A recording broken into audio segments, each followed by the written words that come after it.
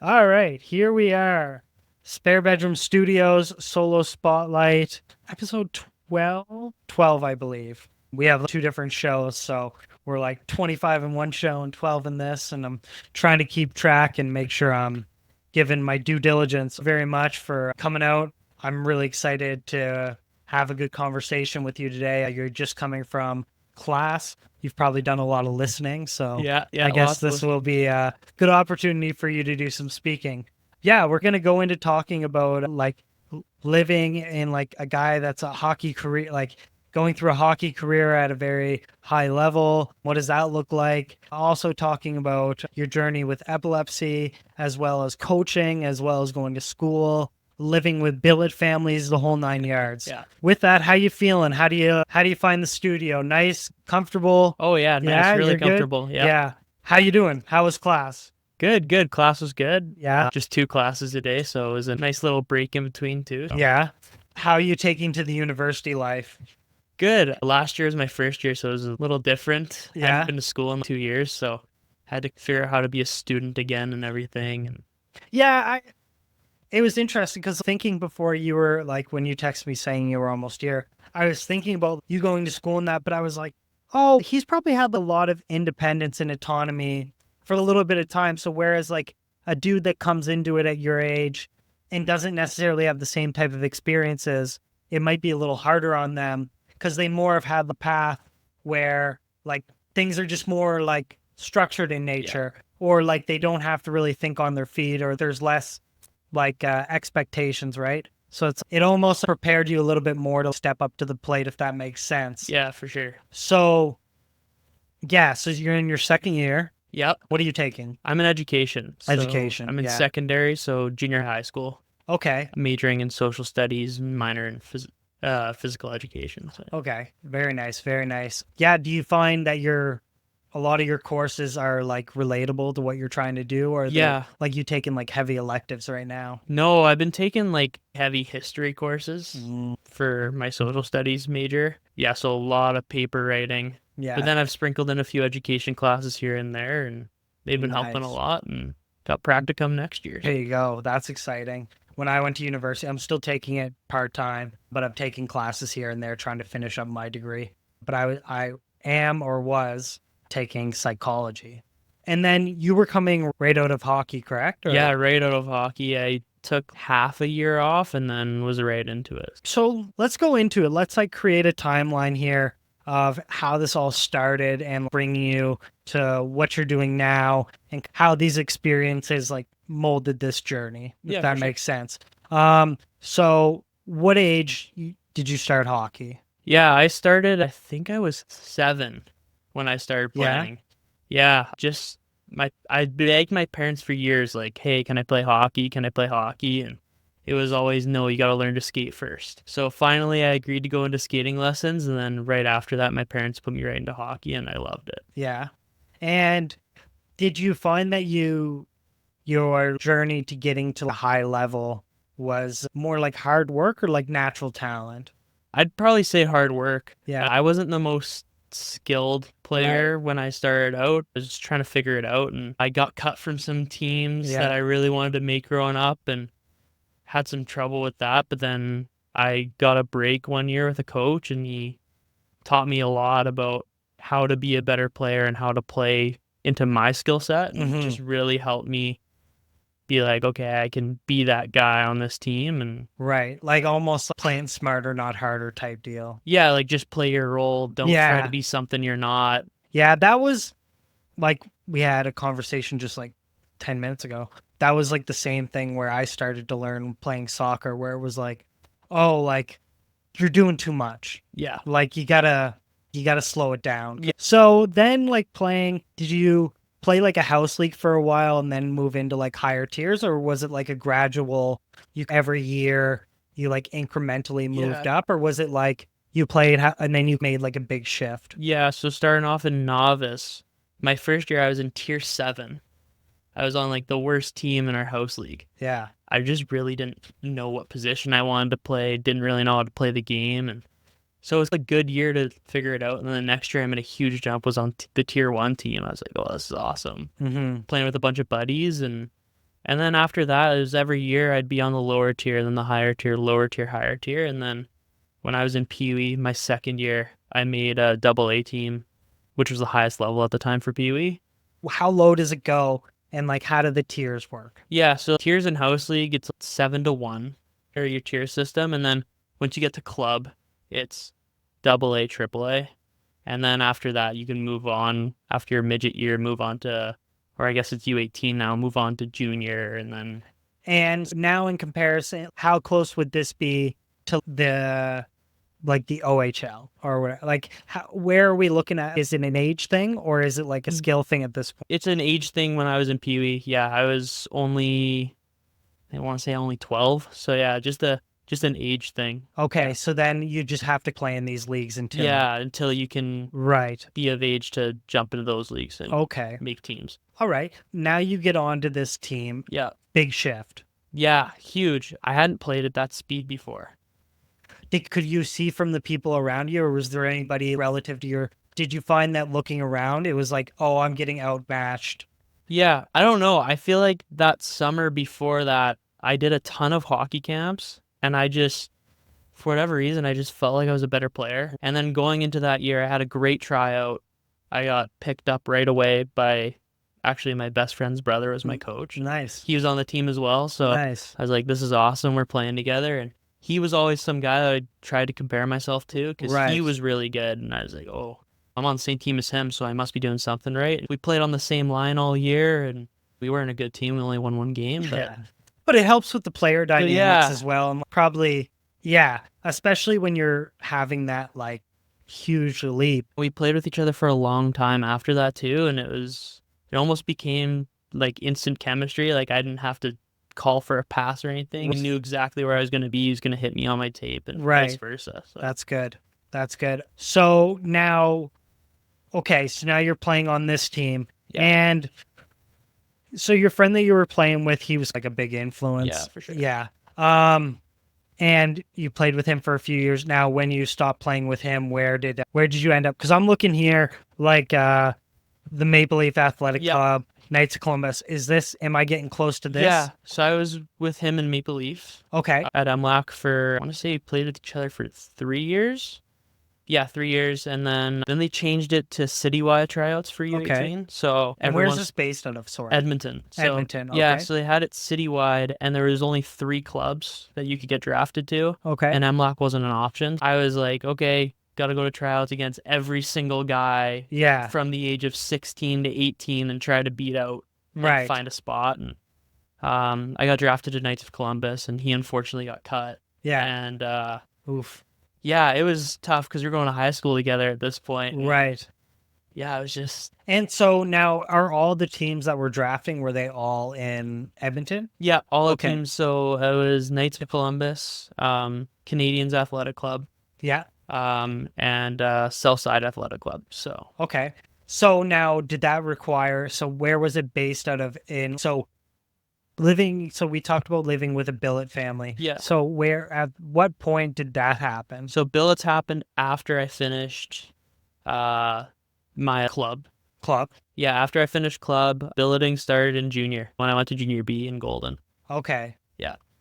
Golden in BC? Yeah, BC. Yeah, Okay. just across the border. Okay. Yeah. How did that work? And like, where were you in terms of were you getting to like your peak in terms of like where you felt like, what age were you at this point? Yeah, I was 18. So I had well, it was COVID the year before, so we only played 6 games. Right. But going into that year, we had probably one of the most stacked rosters I had been on. So we didn't get to play much. And then obviously I go to Golden. I got cut late from a junior A team in Okay. Alberta. So I had verbally committed to them earlier in the year. And I just said, I'm going to stick with this commitment. I had other options, but I was like, I'm going to stay here. So I just went out there, and it happened over 24 hours. I was leaving one camp and then texting with the coaches, and they're like, yeah, we'll text, our billet coordinator is going to text you, set you up with a family.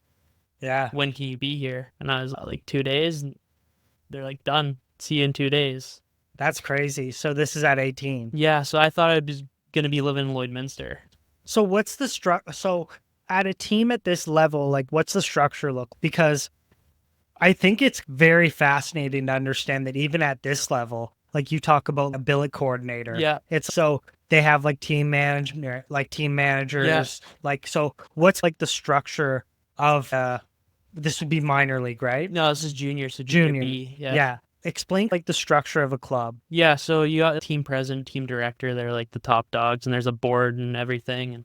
But really, who we answer to, the head coach is usually the GM. Mhm. Yeah, I was working with him, talking to him a lot, and then it goes your assistant coaches. But inside, there's a ton of people behind the scenes, equipment managers, billet coordinators, just everyone trying to make sure that you're Taken care of. taken care of, feeling comfortable. Now, does this come with, do you get like a per diem or anything like that? No, I paid to play in that league. Okay. Well, my parents did. Yeah. I think it was like $6,500 for Yeah. the year, which that was including our billet fees and everything. And it's not cheap to live in Golden by any means. It's in the Right. middle of the Rockies, so it's probably why the billet fees were so high. But Yeah. it was great. I got a really good family, and they had 2 younger boys as well. And Right. they played hockey, so it was super fun. Get to Right. hang out with them all the time. And so now this was junior B. Yeah. So now you go to, so now what's the next step from this? Yeah, so I played that whole year, and then I ended up in Niverville with a junior A team. I had been scouted by them a couple times that year. Hadn't really talked to them much. Going to one of our last games of the year, I got a text from their assistant GM, Mike McCauley, and he said, "Hey, do you want to come?" He said, "Are you interested in playing junior A?" I was like, "Of course." So we had a few conversations back and forth, and then I ended up having a really good game, and they were watching it. And yeah, then the next day I got sent papers to sign to give my rights to that team. Is it a big jump from junior B to junior A? Yeah, it's a lot faster. Is Guys it? are a lot stronger. Is it? Do you find like do usually people make that leap, or is there like where does it start to like bottle cap where, okay, now you're like thinning the herd where it's okay, you could be good, Yeah. but then you're really good here, Yeah. but then it's the elite of the lead, and then you get to OHL, and then you get to, so is it like, is that kind of from junior B to junior A, is that kind of where it starts to narrow down? It's honestly not a lot of guys make the transition from junior B to junior A. They'll go to tryouts and go to camp. And do you just age out of it because everybody's so young? Age out's 21, so it's like you're like quick to... Yeah, so by what, from 18 18, you can make the league at 16, but you have to be in province. So if you're going out of province, you have to be 18. So it's like you have 3 years to really make a name for yourself. Yeah, I really only had that year in Golden. And when I got there, they told me, "Hey, we're not going to be the best team, but we're here to get you out of here." And they're like, "Do you want to play junior A still?" I was like, "For sure." And then that whole year, every time a coach or a team was in the stands, they'd let me know, and I'd try to have a big game. And then eventually I start telling them, "They don't tell me. I just want to play." Yeah, because it probably psychs you out. Yeah, because you just don't want to do too much. And then if you do too much because you're trying to show off for the team, it looks bad. Yeah. Okay, so going into junior A, so now you get there. Yeah. You've linked up with the coaches. Yeah. Okay, now you get there. It's a lot hard. Like, it's a way bigger level. Yeah. How do you adjust to that? Who do you eye out right away as, oh, I got to watch this dude? Or was there a leader of the team? Was there like someone that you matched play styles with? Yeah, we were an expansion team, so everyone was brand new. First year of the team, but we had some guys from junior. Throughout camp, you could tell who played junior A the year before. Yeah. There was one guy, he was our captain, Brett Tattern. He's my age. He ended up being our captain, and I thought he was like 2 years older than me. He was like 6'2", huge farm boy. And I was like, killing it. Right away, this guy looks like he's a grown man. And then we had another guy who played with Saskatoon in the Western Hockey League and had just come back to junior, and we traded for him. And right away, I was like, yeah, he's on an entire different level than I am. I was like, please don't put me on the ice in camp against this guy. I do not want to play against him. Yeah.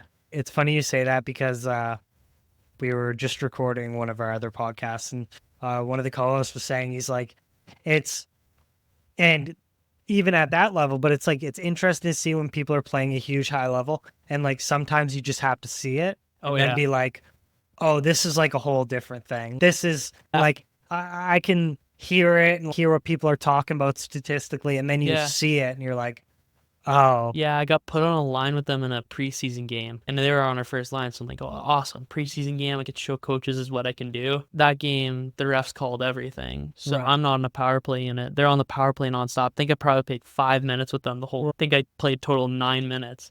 Majority of it was penalty kill. And I was like, oh, there goes my opportunity with these guys, right down to the bottom six. And when you look at the lines, because one thing that fascinated me about hockey is like these last few years, like living in Edmonton, Yeah.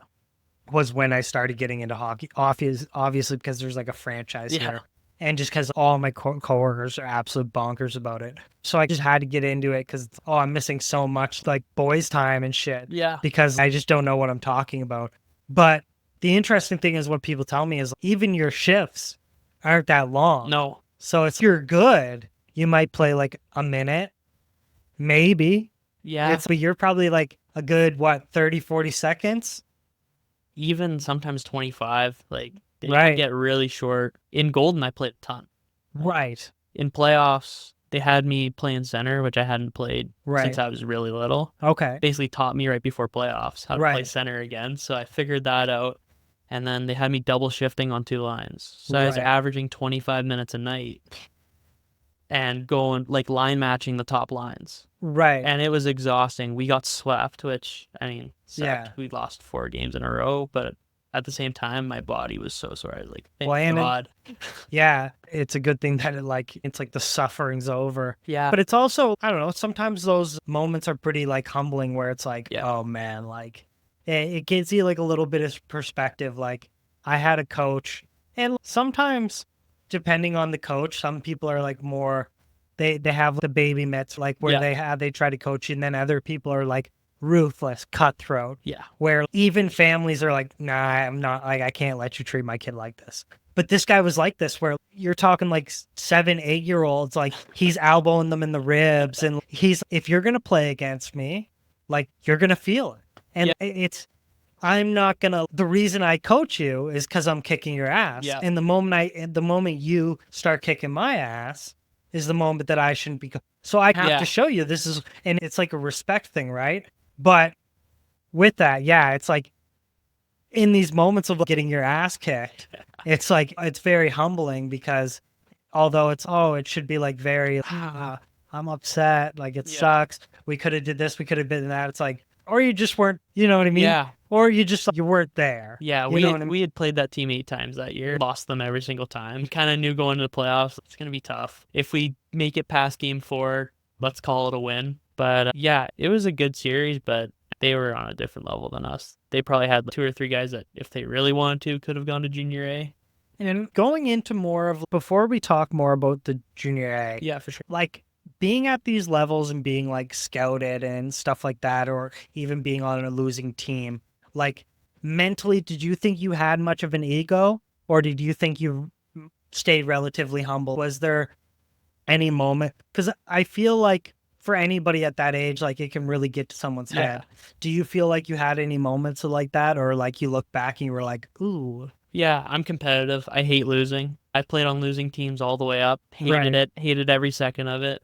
But I was still able to produce. And part of me was like humble for the fact that I play on a bad team. Mm-hmm. But that I was producing. I had a bit of an ego. When you're one of the go-to guys on your team growing up, you're just, okay, this is my role. This is who I am. And You have to have a protective layer. When I was 15, I had a really good year, and I was a captain of a team. Probably wasn't the best captain. I can admit that. I had a pretty big ego. I had 50 points that year in 30 games, and I kind of let that be known a little bit. I got cut late from the top team, and they were all older guys, and I could have made the team, but they just said because I was young, I had to be in the top 3 forwards, and I was forward number 4, so they cut me. I was like, okay, I went back to this team, and I had an ego. Yeah, I could be playing up there, but they had to send me down. Now I'm here on the bottom feeders or whatever it is. Yeah, and that would be hard. And I think, too, the stakes are so high because when you look at it, you say there's an argument to say in order to get to where I have to go, I have to be like a little bit of a maniac, right? Yeah. and it plays with your mind a bit where you're like, how much do I like, how much do I, obviously showing respect is the most important thing, Yeah. but then it's on top of that of like, you look at some of these like elusive figures in other sports, like a Conor McGregor or like a Kobe Bryant and stuff like that, who are these kind of unforgiving, Yeah. like players where you say, oh, this is the mentality that's taught to me Yeah. at a younger age where it, I don't know, it, for, for some, it sets a bad example because people can't live up to the hype. Yeah. But on the other side, for the people that make it, it's Yeah. that's what I had to do. Yeah. When I was on that team, I've always been a hothead when it comes to hockey. Mm-hmm.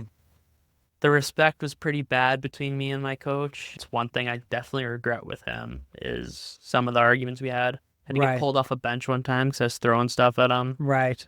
Told to get undressed because I didn't agree with something he did. I just didn't like losing, and we were losing so much, and nothing was changing, and I was getting so upset. Yeah. Like, we have guys on this team that want to win. Let's change something. And it's like, why isn't this happening? Yeah. But now looking back on it, like I feel bad for what I did a little bit on this team. But it's a growing moment. And then I'll tell you a little more off camera, but the place where I work, we do a lot of training, right? And the idea is you don't want to get shit on or you don't want to have these bad, embarrassing moments. But to some degree, you have to experience these because you have to say, what was the emotion that I had during this? Or like, how did I feel? Embarrassing? Good. It was pretty embarrassing, right? So it's almost one of those moments where it's like, it sucks to have it happen, but you have to say, in order for me to make sure this never happens again, I had to experience like, oh, being this embarrassed or like someone calling me out on my bullshit or like on a shitty behavior, because then you're like, oh, if it didn't happen the way it happened or this didn't go the way it went, would I have learned the same way? Yeah, I knew Right? it was pretty bad after that game where we had the big blow up. I remember getting in the car and I think I rode home with both my parents and not a single word was said for about 5 minutes. Yeah.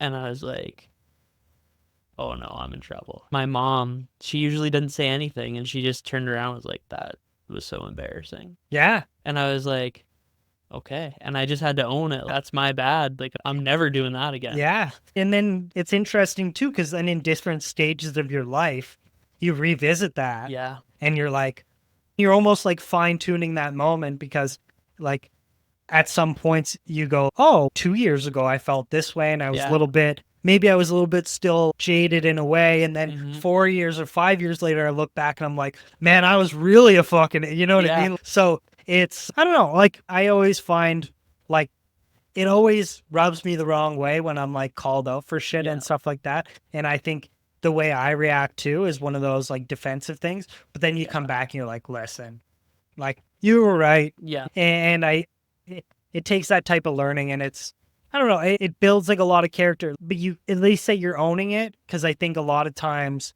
people like, they have the definition of insanity where it's like every day they're like, yo, I understand I'm doing the wrong thing, blah, blah, blah. And then the next day they're like losing their mind again. And you're like, okay, like where do we go from here? Yeah. What do we, right? So I had some teammates that probably thought I was a little insane with the amount of times I'd flung out the handle. Yeah. And then when you talk about getting to this level, it probably starts to affect you more and more than because the lower level, like if I'm playing a beer league and I like, if I like what I mean, if I start crashing out all the time, it's like people could probably take exception to it, but it's not really going to affect like the operations of what's going on. But then you look at, oh, what if you're really like a toxic locker room player and you're at like a level where people are like making a living out of it or people have money invested where it's like, now we're not going to tolerate this. Yeah. So now, although you might be a good player, that type of behavior is just going to, you just have to be like exceptionally well for us to tolerate this type of bullshit. Yeah, exactly. Right?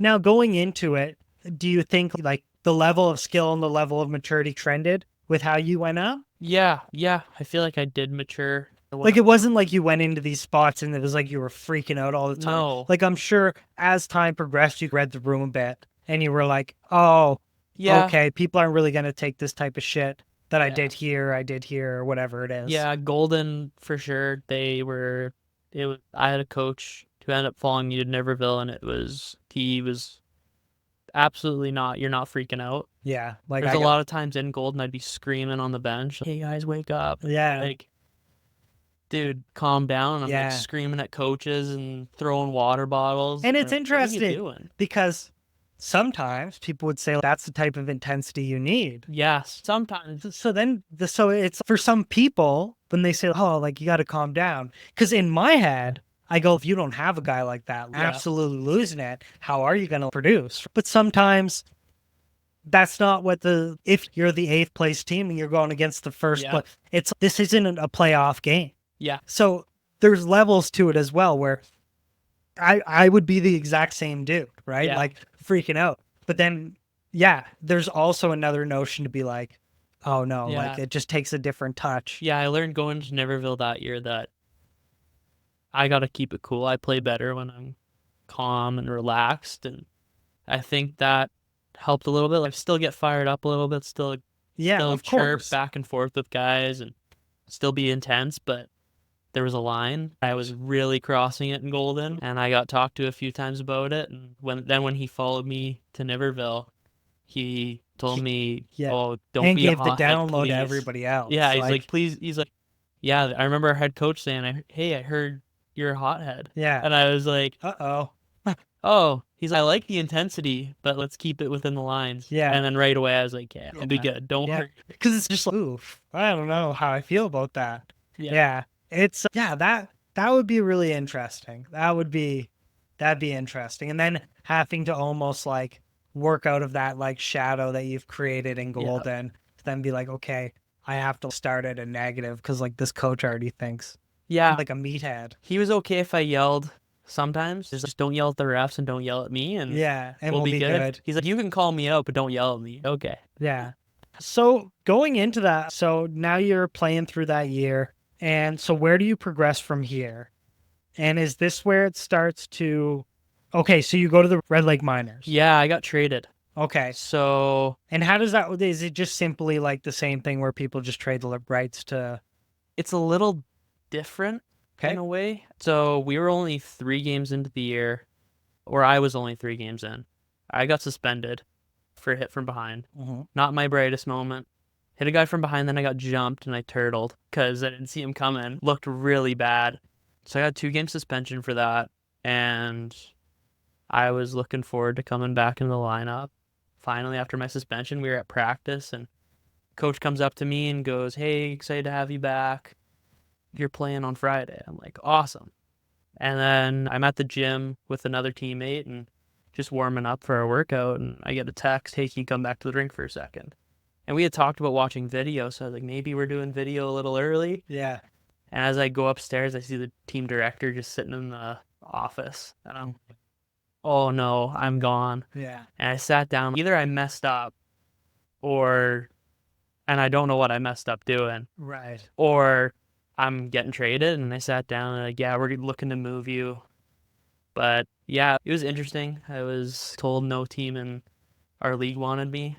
Oof. I found out later that wasn't true when I had a week to kind of ask teams if they were willing to trade for me. And there were a few teams that were open to it, but obviously it didn't work out, and I was limited to 3 options, all in Ontario. And Red Lake was the closest. I wasn't driving at the time, and I was like, I guess I got to go to Red Lake. And was this like a rural? So it's like northern Ontario. There's nothing out there. It's lakes and it's just frozen. It was a big change from Niverville because Niverville's just 20 minutes south of Winnipeg. So we had the city right there. Out in Red Lake, there was nothing. Yeah. And that for me it was tough. Do you think that was like the downfall? Like, yeah. Would that what you like, quote unquote, like the beginning of the end? Yeah. Yeah, I was really upset because I was looking forward to a big year in Niverville. Yeah. I knew I could play in that league, and I didn't want to go to a different league. Right. So when I got traded, I was kind of like, is this really the end? Because I've heard all the things about that league. Hey, it's where dreams go to die. Right. And I'm like, oh no, I'm gone. I'm getting like clown now. Yeah, so then when I went out there, yeah, I just started dating a girl in Winnipeg. That was part of it. Just, I'm away from her now. Yeah. Don't know how that's going to go.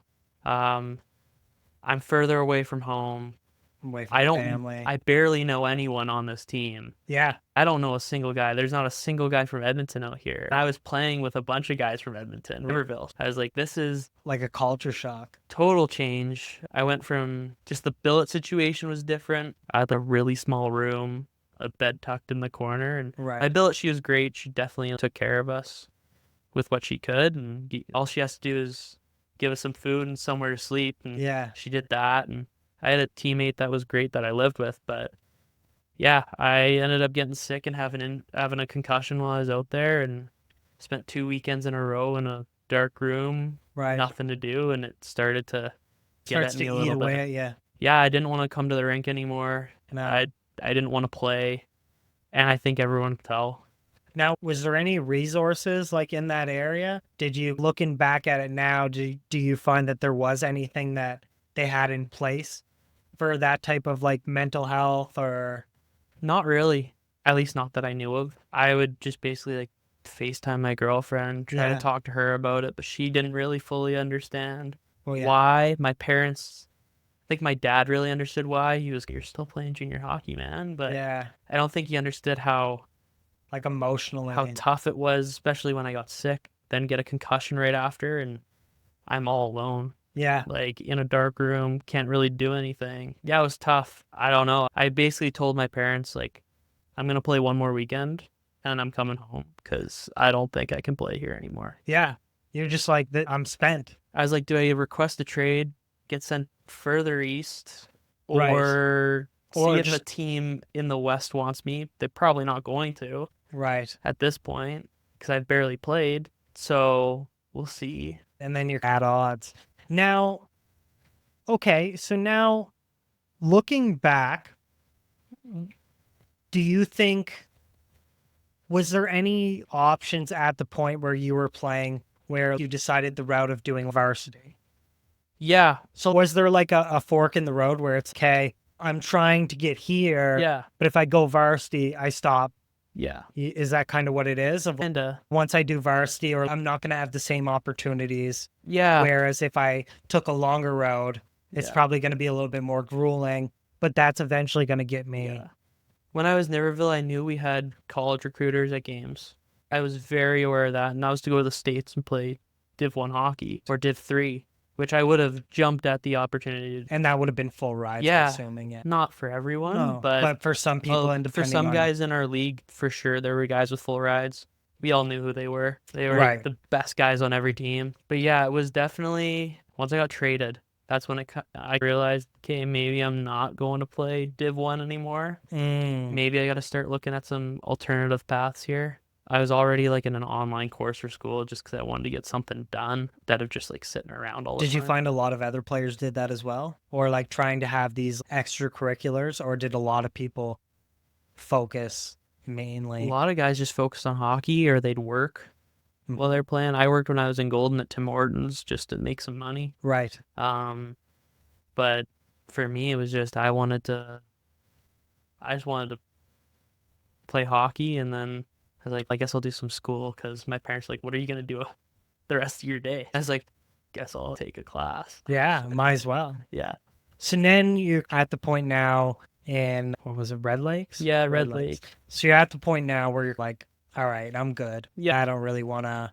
So did you start, so you talked about the idea of asking for a trade. You Yeah. talked about the idea. And then what then was telling your parents, hey, this is going to be the last weekend. I'm out, dipped, and that was it? Or was it a little bit back and forth where you tried to figure things out and then you were like, all right, here's my plan in place. Yeah. I'm going to go to U of A, or? Yeah, my parents were, well, my dad was like, stay till Christmas. Like, Right. because trade deadline's just after Christmas. So he was like, stay to Christmas. Maybe a team Picks you up. in the or- West wants you. Right. And you can go play somewhere else. Because Right. your coach knows this is not where you want to be. And I was like, okay, maybe. So I thought about it, mulled it over for a few days. Then I was really like, yeah, absolutely not. And I was like, how do I get home? Trying to talk to my parents, try to tell my parents, hey, I'm done. And they're trying to convince you probably to stay. My mom was like, if you want to go home, you want to come home. But my dad was like, come on, just stay to Christmas, man. Yeah, like you're good. Yeah. So I just told my parents, it's time. I feel like I'm going to go home. And my billet family from Niverville, they were coming up to watch on the weekend. So I was like, that's going to be my last weekend. Right. I'm going to play one game in front of them and then I'll play one more. And so they came up. We had already booked flights home. My Right. girlfriend was going to drive to come get me. Right. And I was going to spend a week in Winnipeg just to decompress a little bit. Yeah.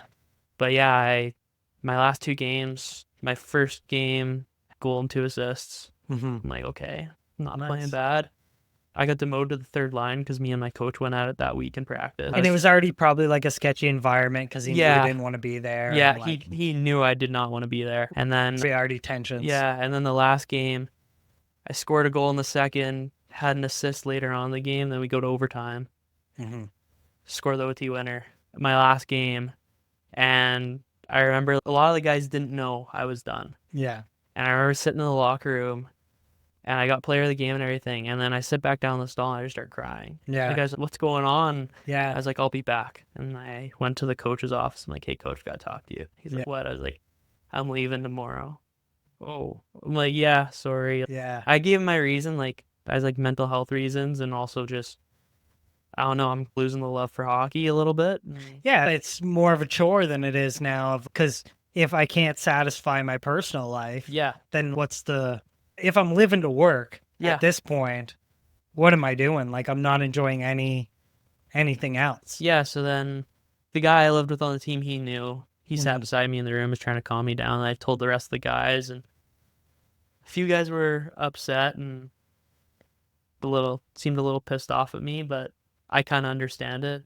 Some people probably thought you were like pissing away an opportunity. Yeah, and I feel like guys also didn't realize why I was leaving. They might have thought it was an ego thing. Right, I'm too good for this team. I explained to a few guys, hey, it's my mental health. I struggled during the concussion. I don't feel like and this probably is where I going need to from be. an urban area to a rural area. Yeah, like, and Niverville's pretty rural. It's a farm town, but you probably still had the city's right there, yeah. so it's 20 minutes. You still had something. And I had a girlfriend there, so Yeah, I was like, I'm just gonna enjoy time with her at least. Yeah, I was like, right? I don't know what I'm gonna do, and school was always an option for me. I knew that's what the next step was. Then as soon as I got home, started figuring out how to apply. Yeah. And then applied, and I got waitlisted for arts at U of A, and I was like, because I was like my backup. I'm like, oh, if I'm getting waitlisted for my backup, then what's gonna happen? What's gonna happen to Ed? And then education, I got waitlisted, and I was like, oh. Yeah. 2 days later, I get an email. I was accepted. I'm like, oh, thank God. Thank God. I'm like, now I have a path. Yeah. Now I know what I want to do.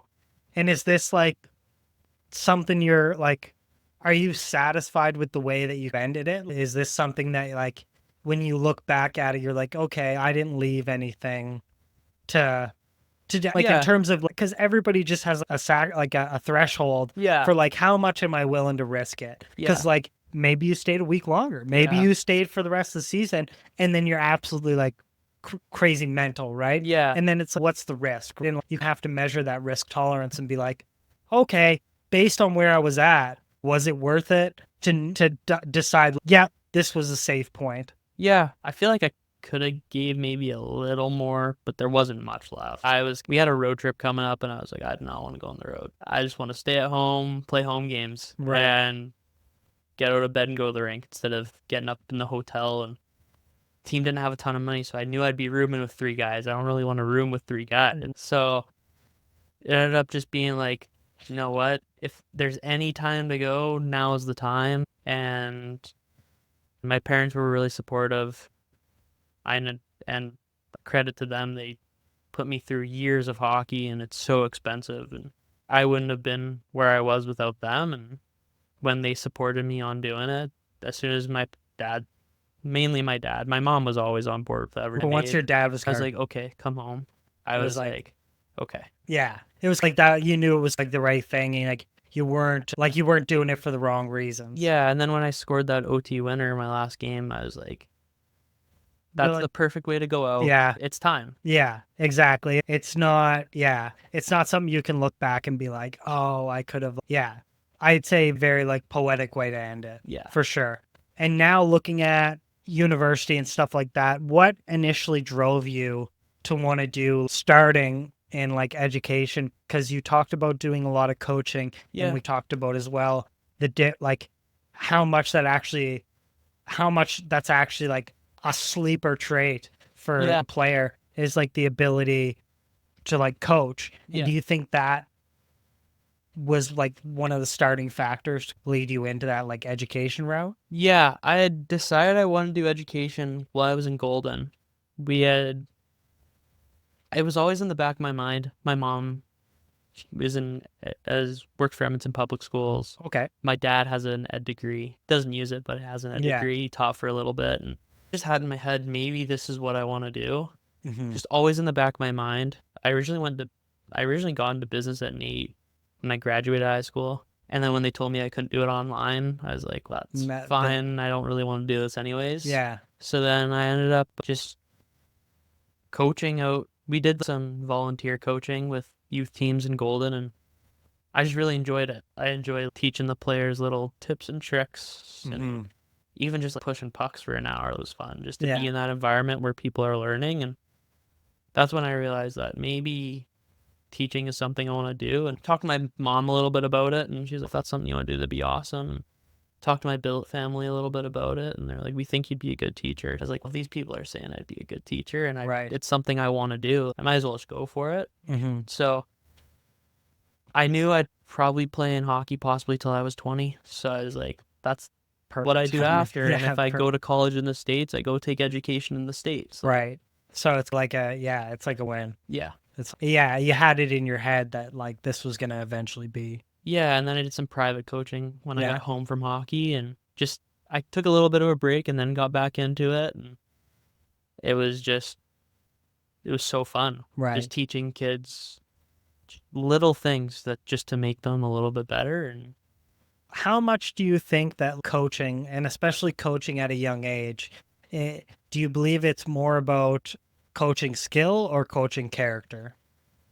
Depends. The character part is just, for me, with the kids I've coached, is work ethic. Because some people, they take it as, and I'll give you an example on my part. A lot of times when you look at coaching character, what does that mean? Am I teaching them on like how to respect people and this and that? But then you get into the thing of that's not your job. But if a person has that natural talent, and they're a cocky asshole, am I teaching them to not be a cocky asshole, or am I teaching them to be a good player? But how much is that in your like coaching repertoire? I think it's in there for sure. My biggest thing is for kids that are skilled is come to the rink and work. Right. Don't act like it's given to you. If we're spending an hour to an hour and a half on the ice, we are working for an hour and a half. We'll take a few breaks here and there, and we want it to be fun, but at the same time, you got to work hard, and you're not going to get anywhere without working hard.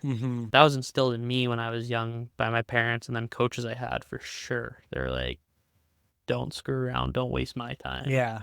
If you waste my time, you're wasting yours too. You're not going to get any better. And then just like the whole respect thing with coaches, I learned my lesson, and then I gained respect for coaches as I went along. And I just feel like if you have coaches you respect, you're going to enjoy yourself a little bit more, and just building a respectful environment for players coming in just teaches them that if he's respecting me, I might as well respect him. Yeah. And I'm sure, I think this goes without saying, but I think like playing in organized sports as long as you did to the level, it probably helped you with growing up a lot as well. Yeah. Moving away from home really helped. At a young age. 18 years old. And I remember my dad drove in front of me. I followed him.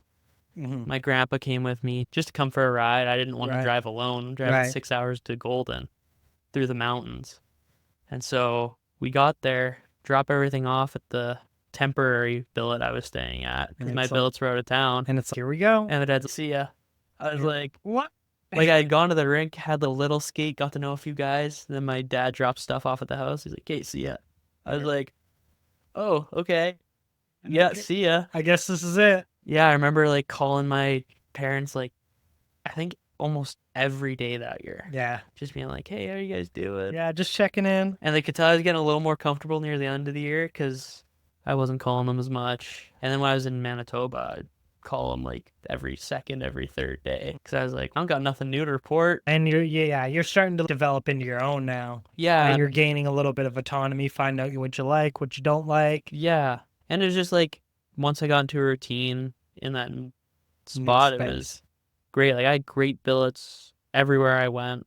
Still talk to them to this day. Yeah. My girlfriend still lives in Winnipeg, so Yeah. in the summer I spend summers out there, and I go drive out to Niverville and go for dinner at my billet's house, or Right. go golfing at the golf course out there, because I don't know, that community meant a lot to me. Yeah. I wish I could go to Golden a little bit more. Haven't seen them since I left. Yeah. But I still talk to them from time to time. Yeah. And yeah, Niverville for me was awesome. Yeah. Our team physiotherapist was my billet's son. Yeah. I'm close with him. Yeah, we always go out for dinner there, and it's really nice. Sometimes I try to drag the girlfriend along too. Yeah. But if she can make it, yeah, it's nice going out there and just having that relationship with people. And yeah, and it's good in, I think it's good in so many different aspects to get out of the house at a young age, and like even going somewhere that's not familiar. Like I know people that I went to university with, and they were like 20, 21. They've never left their hometown. Yeah. Going to university was like the craziest thing they've done, to live on residence. And then I think how crazy it was, and I was pretty sheltered myself in terms of like how I moved around. I only really stuck. And then I came out here, and now I don't have my family, and I have my sister and my aunt, but it's just, and then I look back and I go, holy shit, what are these people missing out on? Like and then you tell them like, yo, like I'm like this is where I'm at, and it's so crazy to them. And then you find it crazy, and then a month or two later, I'm just a cog in the wheel, just doing it. I think people do themselves a very big disservice when they don't try to get out and find like their own independence. Yeah, and I think it helped too with Golden and Niverville being such tight-knit communities. They were super tight, and Niverville, our home opener, was sold out. And that's first game as a team there, and it was packed. It was loud. Couldn't hear yourself think. Yeah. I wasn't playing that game, but it was fun. Even watching the guys play, I was like, holy, this is so much fun. Yeah. And then Golden, you'd go to the grocery store, you're wearing your Rockets hoodie, and someone would be like, hey, are you so-and-so from the Rocket? You're like, yeah. And they're like, oh, have a good game tonight. Or you get a discount in a store, and you're like, what? They're like, yeah, we got a Rockets discount. I'm like, that's crazy. I didn't know that. That's pretty cool. Yeah. I'm like a hometown hero. But yeah, it was nice because people start getting to know who you are. And Niverville was really nice because from time to time I'll go back and I'll bump into someone that I met when I was there at 19, and they're like, hey, how are you doing? I'm like, I did not know you know me. But, yeah, that's crazy. But good. They're like, why are you in town? I'm like, oh, just visiting the billets. And they're like, great, good to see you. That's crazy. But yeah, it's pretty cool. That's exciting. Now I want to get into more of the kind of personal stuff that you faced throughout hockey and staying on the same road. And so you were diagnosed with epilepsy. So where did this happen on like your timeline as an athlete? Like when did you find this out? Was it during your career, or was it like nearing like this like current day? Yeah, so I had my first seizure on my 13th birthday, actually. Yeah. I don't know what brought it on. I was just outside playing basketball after some dinner, and next thing I know, like I kind of was feeling a little weird. Felt like I was like out of it. I was like, this is really weird. Next thing I know, I'm like really coming to in an ambulance, and I'm like, what is going on? Right. Still didn't understand. No one saw me have it. So what happened, I just passed out and hit my head. They were treating me like I had a concussion. Mm-hmm. So after that, we did a bunch of tests throughout the summer. I was only 13. Did my tests and came back. Found out I had epilepsy. Got diagnosed right in the middle of hockey tryouts. For club team is my first year with a big club. And it was tough. My first question to the doctor was, can I still play hockey? That was the first thing I was going to ask is like, was there any like medical barriers when it came? Was that the first like fear of, oh, I'm just going to get cut from the team or whatever that? My first thought wasn't even like, how do I manage it? It was, can I still play? And they're like, yeah, we're gonna get you on medication, but make sure everyone knows. So I remember going to tryouts the next day, having to tell the trainer and the coaching staff, hey, I have epilepsy, and they ended up getting cut from the team and going down to AA, and it was just like weird because I went back playing with a bunch of guys that played here before, and hey, what's new? I'm like, oh, by the way, I have epilepsy. Yeah. If you see anything, call for help. And then they're like, what? Yeah, so then I 2 years seizure free on medication. And when you're diagnosed as a kid, if it's managed, they take you off medication. So I got taken off medication, basically got told, clean bill of health, you don't have epilepsy anymore. And I was like, okay, I guess it just went away because it can happen.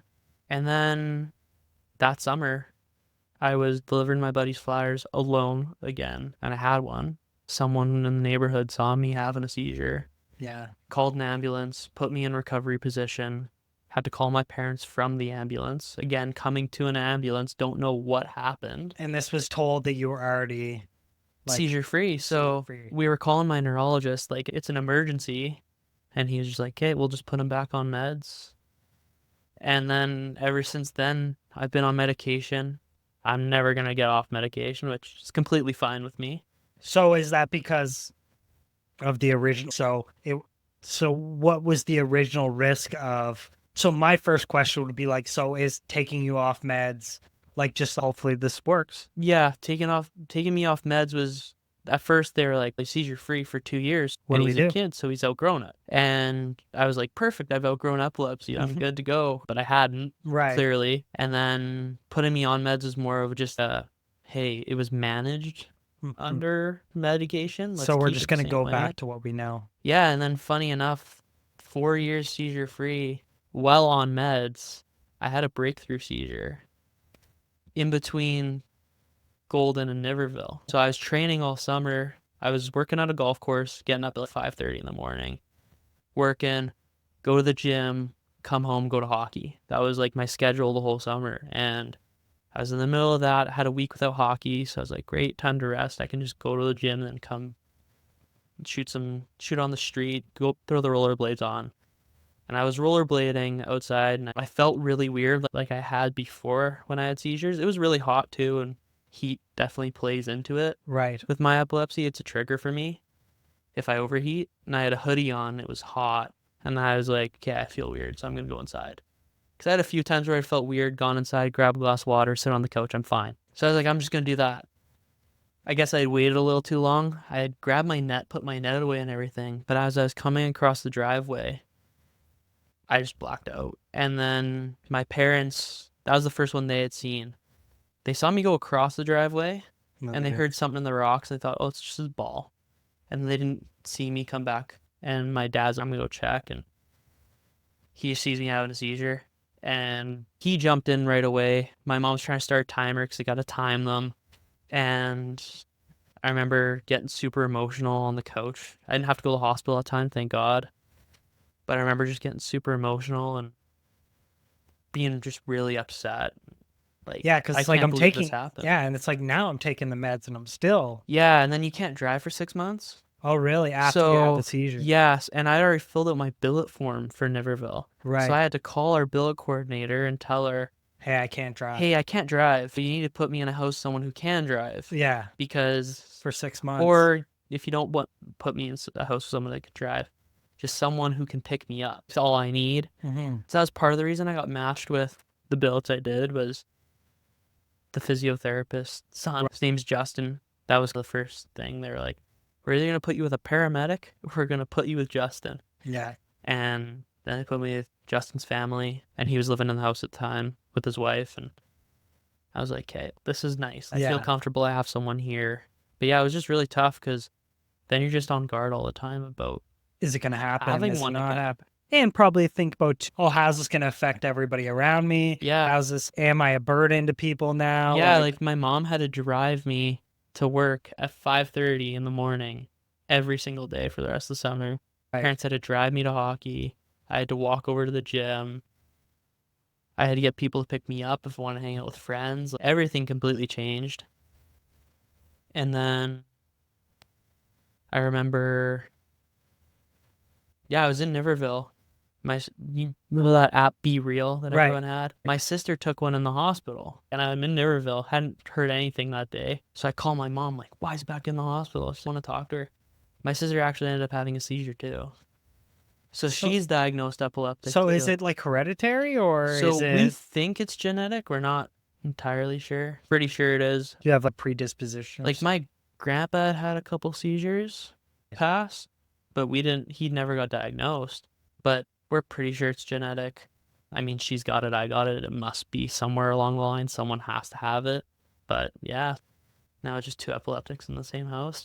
Just trying not my to. my dad's always called me Twitch Yeah. ever since it. At least you're a little lighthearted about it, and that's good. Because Yeah. some people, they take it and it starts to be, and not to say that it isn't. And some people, they understand that they have it and they can play fun with it, and they recognize it and they understand it. And then some people, I think that they carry it a little bit more sensitively, where it's a harsher thing and it's more of an emotion provoking thing, rather than some people take it as parody. Some people take it as like real life. And I think the way that you like addressing it is probably more of, for me, it'd be more of an appropriate way. Like I find I get through a lot more things through like humor and, you know what I mean? Just taking it on the chin. And yeah, and it's still tough. yeah, not to say that there's no real world implications. You have to suffer with this for the rest of your life. If I have to think back on it sometimes, if I'm ever just thinking about, oh, how was it when I had the seizure that one time? And I'll think back to how I was feeling before it, and just, it's tough to think about. And then just recently at school, someone in a class right before mine had one. And I see her like, and before anyone had said seizure, I just saw her and sitting on a couch, and I was like, she just had a seizure. Yeah. I knew right away, and I don't want to say it was traumatic, but at the same time, it felt like it. I was just going through it in my head. Oh, I know exactly how she feels. Felt so bad for her. And it brings you back to your experience as well. Yeah, because I was like, now she's going to have to go through what I went through. Yeah, of the fear, like the waking up and being like, oh, yeah, what's happening? She came to. She was on the couch, like, came to, like, you're awake, but you're not, like, all there. And right. She finally got told she was all there, and someone told her she had a seizure, and just hearing the crying. Yeah. I was like, that's how I sound when I have mine. Like, I know exactly what she's going through. I felt so bad for her. Now that you've had a lot of time, has there been anything that you've felt has been, like, the best supports for you in dealing with this? Have you experimented with, like, therapy, or some people do go to like groups or something like that? Has there been anything that you've even tried to see if it worked or if it helped? Or I've gone to therapy a little bit, just for a bunch of different things. Of course. A little bit of depression, probably a lot of the experiences in Red Lakes. And then when they link it back, when I've talked to therapists, they always link it back to where my epilepsy started. And when I was young, I didn't really pay attention to it, because I'm like, oh, whatever, just take this in stride, be fine. And then it really started hitting me in high school that I wasn't feeling right. And I thought it was just nothing, but it ended up being primarily because of my epilepsy. I was feeling, and also my medications can have an impact on your emotions a little bit. And sometimes, like, when I up my dosage after my last one, they were like, we're putting you on an adult dosage because you were on a child's dosage. And right away I could tell, I feel a little different. I talked to a few therapists, and then I started just getting skills on how to deal with it on my own. And I have a good support system. My family's great. If I need to talk to them about anything, I just go to them. I didn't know that before until I started talking to therapists, and then my parents were there for me. Yeah, and it's interesting too, because it's not necessary that someone needs to do all that. I think the idea is, like, you recognize what's there, what's not there, and then you know when and when not to utilize that, right? It's not necessarily, yes, you have to be seeing a therapist, or you have to be, right? It's going to depend on who you are. It's going to depend on how it affected you. Situationally, it might be different, right? But again, I think your kind of mind's in the right place where you know, okay, through going through it and understanding what I need as, like, you, and how to navigate that, and understand where maybe And then you can respect other people where like you've seen, and you can be more of an empath and be Yeah. like, okay, I recognize like the need for, and I understand like it might be a different road for her and stuff like that. Yeah, and it's super common. Like epilepsy's super common. Right. I found that out going through it, and remember my mom showing me this video of Tiki Barber because Mhm. he had epilepsy and just Right. he was an NFL player and just she was like, see, other athletes have it, like Yeah. they're okay. They ended Yeah. up going on to be like professional athletes, and I think that kind of helped too. Just having a support system, I think, was the biggest thing for me. Like everyone right away was like, okay, what do I do? Mhm. Like I remember when me and my girlfriend met, I remember telling her about it, and she was like, do you have any seizure first aid stuff you could send me? And I ended up getting my mom to send me some links and sent them off to her. She would look at them, and then at work in the summer, I have to tell them, hey, I have epilepsy because we're Mhm. outside and running a lot in hot areas, and Yeah. sometimes they have to go, hey, do you want to tap out for a second? Because, Take a break. yeah, I work as a support worker at a summer camp for teens and adults with disabilities. So there's a lot of running involved, Mhm. and you overheat, and there's times where I just go, hey, can you tag in for me for a bit, and we'll do a quick swap. I'll swap with someone who's a little more just sitting around, not Yeah, really running exactly. around. I'm like, Yeah. hey, run around for a few minutes. I'm just gonna get some water, and we can switch back. But yeah, it's been good. I feel like people are really understanding of it. Makes it Yeah. easier to deal with. For sure. For sure.